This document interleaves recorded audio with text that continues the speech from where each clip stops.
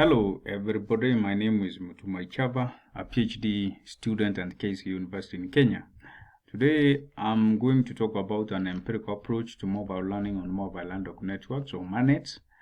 I'm going just to gloss over some of the details. I'm not going deep into the details because there is a paper with the same topic. So I'll just present an overall picture of the paper, and then if you have question, you can always refer to the paper, and also at the end of these slides, you can always ask questions. The motivation and the problem area. What you realize is that the access to education is critical in developing countries, but the problem is that there is no sufficient facilities to support all who are seeking to get admitted to these institutions of higher learning. In addition to that, in developing countries, particularly in sub-Saharan Africa, there is high penetration of mobile smart devices or smartphone devices.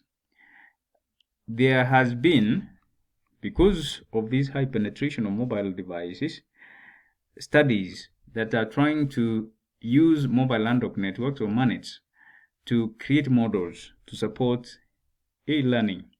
But to the administrators of networks and also engineers, it is very hard to implement these models because they lack the empirical aspects. And this is what this research really purposes to do, to include the empirical information to a routing protocol, just demonstrate how such an M-learning model can be so that it becomes implementable to the network administrators and engineers. In addition to that, mobile landlocked networks, because they do not require pre-existing infrastructure, which is very common in the sub-Saharan Africa where we are developing. Therefore, it offers very affordable access to education because the MANETs, mobile landlocked networks, do not require pre-existing infrastructure. The research objectives. Number one, we tried, or this study rather, trying to establish an appropriate formula or guide for creating MANETs based on learning capable of distributing learning resources in a typical university campus. The typical campus here we mean through characterization, particularly using area and the number of students on average. The number of students represent nodes within the system itself that we are proposing here. And therefore, through simulation, to demonstrate the usage of MANET in a typical university campus, we use simulation NS2, Network Simulator 2, and OMNET++ to identify a possible routing protocol capable to support a MANET M-learning in a typical university campus. The research approach or the methodology. The purpose, we used purposive sampling, or rather this study used purposive sampling. The reason is that the writers or the researchers of this paper, they experienced network engineers and network administrators, and they used their experience to select zone routing protocol, which is very robust to support a typical routing of data packets within a typical university campus in Kenya and sub-Saharan Africa. So we used their experience to just use zone routing for simulation. And then we followed McVoy and March 2009 to conduct the literature review in regard of topic, whereby we selected that topic, which is MANETs and M-learning models.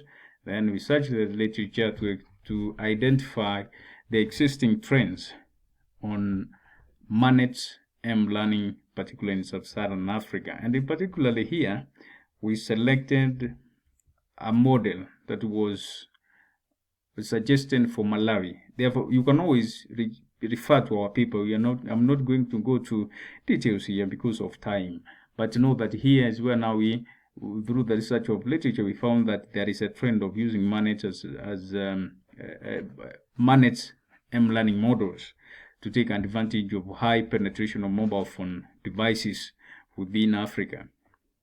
Sub-Saharan Africa, sorry. Then we developed our argument that the existing MANET or mobile landlocked networks, the insufficient, reason being that they lack the empirical data in their algorithms, and therefore it is very hard to implement them.